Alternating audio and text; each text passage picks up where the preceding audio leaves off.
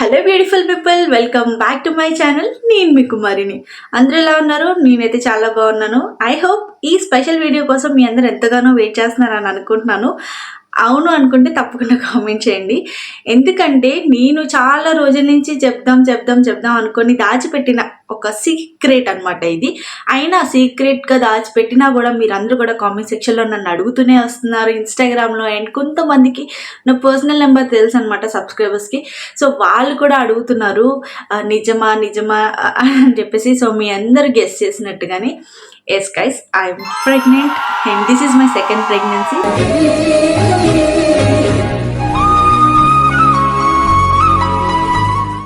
So చాలా హ్యాపీగా ఉంది ఇది మీ అందరికీ కూడా అనౌన్స్ చేయడానికి. అండ్ మీ అందరూ చూసినట్టయితే వీడియోలో లైక్ థంబ్నెయిల్లో షాకింగ్ ప్రెగ్నెన్సీ అన్నాను. ఎందుకు షాకింగ్, అసలు ఏమైంది అని మీ అందరికీ డౌట్ వస్తుంది కదా. సో దానికోసం ఈ వీడియోలో మీకు చెప్పబోతున్నాను. అసలు నేను ఈ సెకండ్ ప్రెగ్నెన్సీ ఎలా కన్సీవ్ అయ్యాను, ఏంటి, మెడిసిన్ వాడానా లేదా. అండ్ నా ఫస్ట్ ప్రెగ్నెన్సీ చూసిన వాళ్ళందరికీ తెలుసు, నాకు అది ఫస్ట్ ప్రెగ్నెన్సీ అంతా కూడా మెడికేషన్ ద్వారా వచ్చిందనమాట. సో ఈసారి ఎలా వచ్చింది, మెడిసిన్ అన్నది వాడారా లేదా, అండ్ ఒకరు వాడితే ఎక్కడ వాడాను, ఈ డీటెయిల్స్ అని మీ అందరికీ చెప్పబోతున్నాను. అండ్ ఫస్ట్ థింగ్, ఎవరైతే నాకు కంగ్రాచులేషన్ చెప్తారో వాళ్ళందరికీ thank you so much. And ఇన్నాళ్ళు వెయిట్ చేయించినందుకు మీ అందరికీ తెలుసు నేను ఎందుకు వెయిట్ చేస్తాను అన్నది. బికాస్ కొన్ని థింగ్స్ మనం కొంత టైం వచ్చేదాకా మనం వెయిట్ చేయాలి చెప్పడానికి. సో ఫైనల్ ఇప్పుడు టైం వచ్చింది కాబట్టి మీ అందరికీ రివీల్ చేసేసాను. అండ్ ఇప్పుడు నా షాకింగ్ ప్రెగ్నెన్సీ ఏంటి అన్నది స్టోరీ చూసేయండి. సో షాకింగ్ ప్రెగ్నెన్సీ అని ఎందుకు అన్నానంటే యాక్చువల్లీ ఒక రీజన్ అయితే ఉందన్నమాట. సో యూజువల్గా నాకు మార్చ్ 7th నుంచి కొంచెం వీక్నెస్ అనేది స్టార్ట్ అయింది. అప్పటికే నా పీరియడ్స్ మిస్ అయ్యి చాలా డేస్ అవుతుంది, కానీ నాకు ప్రెగ్నెన్సీ వస్తుందని నేను కూడా ఎక్స్పెక్ట్ చేయలేదన్నమాట. లైక్ అందుకే మాకు షాక్ అనిపించింది. దానికన్నా ముందు ఇంకొక షాకింగ్ అన్నది కూడా చెప్తాను. సో లైక్ మార్చ్ 7th నుంచి నాకు అసలు కొంచెం నైట్ నుంచి హెల్త్ సడన్గా లైక్ మిడ్ నైట్ లైక్ 11:30 ఆ టైంకి నాకు సడన్గా బాడీ పెయిన్స్ రావడం, ఫుల్ వీక్నెస్ వచ్చేసి అదో మాదిరిగా అయిపోయింది. ఇదేంటి, ఆ రోజు నేను బయట ఫుడ్ ఒకటి తిన్నాను అనమాట. కొంచెం భయం వేసింది, బయట ఫుడ్ ఏమన్నా నాకు పడలేదా అని ఆ భయంతో నేను ఏం చేశానంటే బాడీ పెయిన్స్ టాబ్లెట్ అయితే వేసేసుకొని పడుకుని పోయాను. అండ్ నాకు యాక్చువల్లీ February 18th అన్నది పీరియడ్ రావాలి, కాకపోతే మిస్ అయింది. యూజువల్లీ బ్రెస్ట్ ఫీడింగ్ మదర్స్కి కొంచెం లేట్ అవుతుంది. అప్పటికి నా బ్రెస్ట్ ఫీడింగ్ అంతా కూడా జర్నీ అనేది స్టాప్ అయిపోయింది. కాకపోతే నాకు PCOD అవన్నీ ఉన్నాయి కదా ముందు, మేబీ దానివల్ల ఏమైనా లేట్ అవుతుందేమో అనుకున్నాను. కానీ నాకు PCOD అనేది కంప్లీట్లీ క్లియర్ అయిపోయింది. అయినా కూడా ఏదో మేబీ సంథింగ్ రీజన్ అనుకున్నాను, కానీ ఇది ప్రెగ్నెన్సీకి రిలేటెడ్ మిస్సింగ్ అనేది నాకు ఐడియా లేదనమాట. సో ఆ విధంగా నేను అయితే ఎక్స్పెక్ట్ చేయలేదు this is my pregnancy symptoms అని చెప్పేసి. సేమ్ ఫస్ట్ దానికి దీనికి కంప్లీట్లీ డిఫరెంట్ అనమాట నాకు. సో నా ఫస్ట్ సెమిస్టర్ జర్నీ కూడా తొందరలోనే షేర్ చేసుకుంటాను మీ అందరికీ. అండ్ నెక్స్ట్ వచ్చేసి లైక్ దాని తర్వాత 7th బాగాలేదన్న నైట్ పడుకుని పోయాను కదా, ఇంకా నెక్స్ట్ డే శివరాత్రి.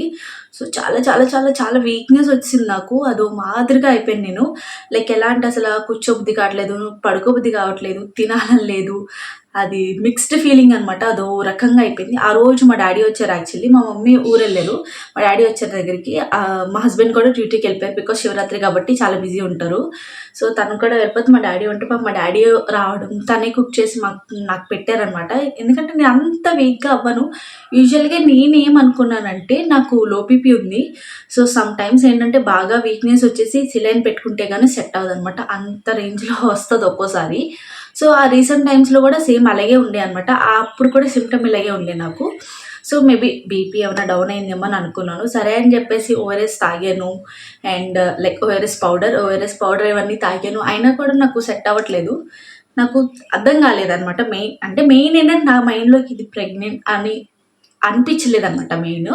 అందువల్ల నేను గెస్ చేయలేకపోయాను. అండ్ దాని తర్వాత అదే రిపీట్ అవుతుంది. ఇంకా 2 days అయింది, 3 days అయింది, 4 days నుంచి అలాగే ఉంది. మా హస్బెండ్ యూజువల్లీ 1 day బాగోపోతేనే ఖచ్చితంగా హాస్పిటల్ లాక్కెళ్ళిపోతారనమాట బలవంతంగా. అలాంటిది ఆల్మోస్ట్ ఒక 2 days నుంచి పడుతుందని అనేసరికి ఇంకా ఐ థింక్ నాకు Shivaratri night next day Shivaratri నైటే తీసుకెళ్ళిపోతాను అన్నారు, కానీ బాగాలేదని నేను వద్దు బాబాయ్ పండగ రోజు నేను హాస్పిటల్కి రానని చెప్తాను. సో అలాంటి టైప్ మనం అంటే ఏదో ఒక ఎస్కేప్ అవుదాన్న మూమెంట్తో పండగ రోజు అని చెప్పి అయిపోయింది. ఇంకా నెక్స్ట్ డే అయినా అలాగే ఉందన్నమాట. సరే మేబీ బాగా వీక్నెస్ వస్తున్నట్టుంది, నాకు బీపీ ఏమైనా బాగా డౌన్ అయిపోయిందేమో. ఒక్కోసారి నాకు లైక్ ఎలా అంటే 70/50 60/50 కూడా పడిపోద్ది అనమాట. సో ఆ విధంగా సేమ్ అలా ఏమైనా అయిందేమో అని భయం వేసి హాస్పిటల్కి వెళ్ళాను. నెక్స్ట్ డే వెళ్తే ఆ రోజు కూడా అక్కడ డాక్టర్ కోసం వెయిట్ చేసినప్పుడు నాకు కళ్ళు తిరిగిపోతున్నాయి, పడిపోతానేమో అన్న ఫీలింగ్ అనిపించింది. ఎప్పుడు అనిపించదు, ఆ విధంగా అనిపించింది. సరే అని చెప్పేసి ఇంకా డాక్టర్ దగ్గరికి వెళ్తే ఆవిడ అప్పటికే అడిగారు, పీరియడ్స్ మిస్ అయ్యాయా, లేదంటే మీకు ఏమన్నా అంటే ప్రెగ్నెన్సీ ప్లానింగ్లో ఏమైనా ఉన్నారా, ఇలాంటి క్వశ్చన్స్ అన్నీ అడిగారు అనమాట. లైక్ ఏదైతే డాక్టర్స్ క్వశ్చన్స్ చేస్తారో అవన్నీ అడిగారు. అప్పటికే నాకు డౌట్ వచ్చి నేను శివరాత్రి నెక్స్ట్ డే చెక్ చేసుకునే వెళ్ళాను. నేను అంటే శివరాత్రి నెక్స్ట్ డే ఏంటి అన్నది నాకు ఐడియా లేదు, కానీ ఆ రోజు చెక్ చేసుకొని ఆ రోజు రాత్రికి నేను హాస్పిటల్కి వెళ్ళాను అనమాట. లైక్ ఈవినింగ్ టైంకి వెళ్తే లేదు మేడం, నేను ప్రెగ్నెన్సీ టెస్ట్ కూడా చేసుకున్నాను, నాకు నెగిటివ్ వచ్చిందా అలా ఏం లేదు అని చెప్పేసి అన్నాను. సరే అయితే మేబీ బీపీ డౌన్ అయిందేమో అని చెప్పేసి చెప్పి తను సిలైన్ అయితే పెట్టారు. యూజువల్లీ నాకు ఎంత వీక్నెస్ ఉన్నా బీపీ డౌన్ అయిపోయినా నాకు సిలైన్ పెడితే వితిన్ 10 minutesలో నేను సెట్ అయిపోతాను. అంటే సిలైన్ ఎక్కుతున్న 10 minutesకి సెట్ అయిపోతాను. అలాంటిది ఫుల్ బాటిల్ ఎక్కినా నో యూస్. ఇదేంటి సార్ ఇలా ఇంత వీక్నెస్ ఉంది ఏంటని నాకు అర్థం కాలేదు, భయం వేసింది. అంటే వాళ్ళు అడుగుతారు కదా షుగర్ ఏమన్నా ఉందా ముందు, ఇవన్నీ అడుగుతారు కదా. సో ఇవన్నీ ఆలోచించేసరికి కొంచెం ఏంటి అనుకున్నాను. మా మమ్మీ ఏమో ఊరికే, అంటే ఈ మధ్య ఎక్కువ కాలం సిలైన్స్ ఎక్కించుకున్నాను. సో దానివల్ల ఎందుకు ఊరికే సిలైన్స్ ఎక్కించుకుంటున్నా, ఎక్కించుకోకు, మంచిది కాదు, బాడీకి అలవాటు అయిందంటే మళ్ళీ చాలా ఇబ్బంది పడతామని చెప్పేసి అన్నా కూడా నాకేంటంటే అప్పటికే నేను 3 days స్కిప్ చేశాను హాస్పిటల్కి వెళ్ళాలని చెప్పేసి అనుకోలే. అయినా కూడా ఇంకా వీక్నెస్ వచ్చేసరికి కొంచెం ఇంకా తట్టుకోలేక వెళ్ళాను. కానీ ఆ రోజు నైట్కి కూడా యూజువల్గా వెళ్ళకపోతాను నేను. సో ఇంకా సరే అని చెప్పేసి ఆ రోజు నైట్ వచ్చేసాను. ఆ రోజు కొంచెం పర్లేదు, సిలిండర్ ఎక్కడం వల్ల కొంచెం బాగానే ఉంది. నెక్స్ట్ డే సేమ్ రిపీట్ అవుతుంది. ఆ నెక్స్ట్ డే మా మమ్మీ ఉన్నారని చెప్పి నేను హాస్పిటల్కి వెళ్ళే. మా మమ్మీ వెళ్ళిపోయారు అనమాట. వెళ్ళిపోయిన తర్వాత చెప్పకుండా సైలెంట్ హాస్పిటల్కి వెళ్ళిపోయినా, అయినా తగ్గట్లేదని చెప్పేసి అంటే టెస్ట్ చేసుకుని ఒక 4 daysకి హాస్పిటల్కి వెళ్ళాను మళ్ళీ.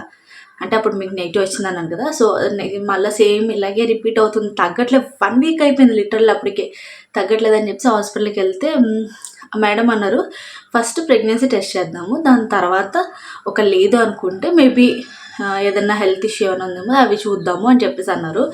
సరే అని చెప్పేసి ఫస్ట్ అయితే యూరిన్ టెస్ట్కి అయితే వెళ్ళాను అనమాట. సో యూరిన్ టెస్ట్కి అయితే వెళ్ళాను. సో ఫస్ట్ వెళ్ళినప్పుడు చెక్ చేస్తే లైక్ ఆ కిట్ అనేది పనిచేయలేదన్నమాట. నెక్స్ట్ సెకండ్ టెస్ట్ చేశారంటే మళ్ళీ సెకండ్ టైం టెస్ట్ చేశారనమాట. సెకండ్ టైం టెస్ట్ చేసినప్పుడు ప్రెగ్నెన్సీ కన్ఫర్మ్ అయింది. నేను మా హస్బెండ్ మొహంలో చూసుకుంటున్నాం.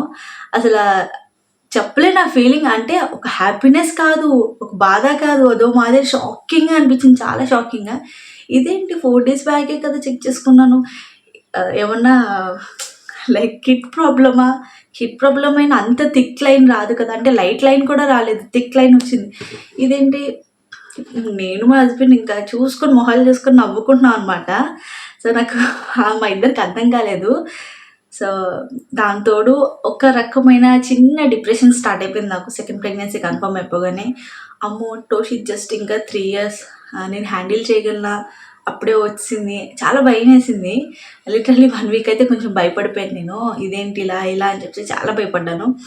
కానీ తర్వాత మళ్ళీ నాకు నేను మా మమ్మీ మామూలుగా మాట్లాడినప్పుడు టోషిత్కి 3 years కాదు, మంచి ఏజ్ గ్యాప్ ఉంది, టోషిత్కి నెక్స్ట్ బేబీ పుట్టే బేబీకి ఆల్మోస్ట్ 4 years గ్యాప్ ఉంటుంది అని చెప్పేసి అన్నారు. తర్వాత డాక్టర్ కూడా అన్నారు చాలా మంచి ఏజ్ గ్యాప్లో అయితే బేబీ లైక్ మీరు కన్సీవ్ అవడం అన్నదని చెప్పేసి అనేసరికి అప్పుడు ఓకే అని చెప్పేసి యాక్సెప్ట్ చేసి, నేను దాంతోపాటు మెయిన్ థింగ్ ఇంకోటి మీ అందరికి చెప్తాను కదా. సో ఎటువంటి మెడిసిన్ లేకుండా ఈ ప్రెగ్నెన్సీ వచ్చింది. దానివల్ల నాకు ఇంకొక చాలా హ్యాపీనెస్ అనిపించింది. మెడిసిన్ నెక్స్ట్ ప్రెగ్నెన్సీకి మెడిసిన్ వాడాలేమో అంటే ఫస్ట్ డిసైడ్ అయ్యాను, మెడిసిన్ అయితే వాడను, మెడిసిన్ వాడకుండా ఒకళ్ళు వస్తే హ్యాపీ, లేదు వాడేలా ఉంటే మాత్రం నేనైతే మళ్ళీ సేమ్ ఫస్ట్ చాలా ఫేస్ చేశాను, అలా అంత అయితే నేను ఫేస్ చేయదలుచుకోలేదు అనుకున్నాను. సో దానివల్ల మెడిసిన్ లేకుండా నాకు గాడ్ ఇచ్చిన గిఫ్ట్ ఇది. సో దాన్ని వదులుకోవడం అనేది ఇంపాసిబుల్. అలా నా మైండ్లో ఏం వదులుకోవాలని కానీ ఎవరికి రాలేము. హస్బెండ్ కూడా ఒకటే అన్నారు, ఏం కాదు మనం ఉన్నాం కదా పెంచుదాం, ఏం కాదు, ఏం అవ్వదు. అంటే మెయిన్ టోషిత్ కోసం భయపడ్డాను. ఇంకా చిన్న పిల్లోడు కదా, వాడు జస్ట్ 3 years, అంతా అంతా బాగుంటుందా లేదా అని చాలా భయపడ్డాను. మెయిన్ వాడి కోసం కొంచెం ఎక్కువ భయపడ్డాను ఫస్ట్ అయితే. కానీ తర్వాత కొంచెం అందరి మాటలు విన్నాక మైండ్లో పాజిటివ్నెస్ అన్నది వచ్చి అప్పుడు యాక్సెప్ట్ చేయగలిగాను. అంతకుముందు కూడా యాక్సెప్ట్ చేశాను, కానీ అదో shocking, I can handle it or not అన్నట్టు కొంచెం భయంలో ఎక్కువ ఉండే. తర్వాత ఇంకా నా ప్రెగ్నెన్సీ కన్ఫర్మ్ అయిన తర్వాత అంటే ఎప్పుడైతే మార్చ్ 6th 7th నుంచి నాకు బాగాలేదో త్రూఅవుట్ ఎక్కడ దాకా ఉంది, నా సిమ్టమ్స్ ఎలా ఉన్నాయి, ఇవన్నీ మీకు నెక్స్ట్ వీడియోలో షేర్ చేసుకుంటాను. అండ్ ఐ హోప్ మీ అందరికీ ఇది గుడ్ న్యూస్ అని అనుకుంటున్నాను. నాకు తెలిసి చాలామందికి గుడ్ న్యూస్, బికాస్ నాకు కూడా చాలా చాలా గుడ్ న్యూస్. బికాస్ నాకు ఎటువంటి మెడిసిన్ లేకుండా గాడ్ ఇచ్చిన గిఫ్ట్ ఇది. సో తప్పకుండా నాకైతే ఈసారి ఆడపిల్ల పుట్టాలని చాలా గట్టిగా ఉంది కోరిక. ఐ హోప్ ఆ దేవుడు నాకు తీరుస్తారని అనుకుంటున్నాను.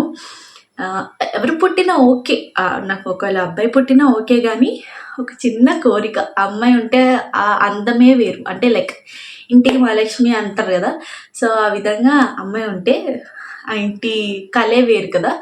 సో అది ఐ హోప్ నాకు బేబీ గర్ల్ పుట్టాలని చెప్పి మీరు కూడా బ్లెస్ చేయండి. ఐ హోప్ సో, దేవుడు ఇచ్చిన గిఫ్ట్ కాబట్టి ఇది నాకు అది కూడా నెరవేరుస్తారని ఒక చిన్న హోప్ అయితే ఉంది.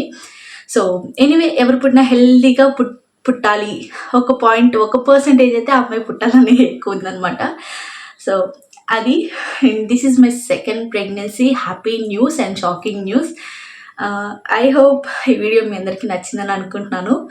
ఇంత తొందరగా నేనైతే సెకండ్ ప్రెగ్నెన్సీ మళ్ళా చెప్తానని అనుకోలేదు. అండ్ ఫైనలీ చెప్పాను.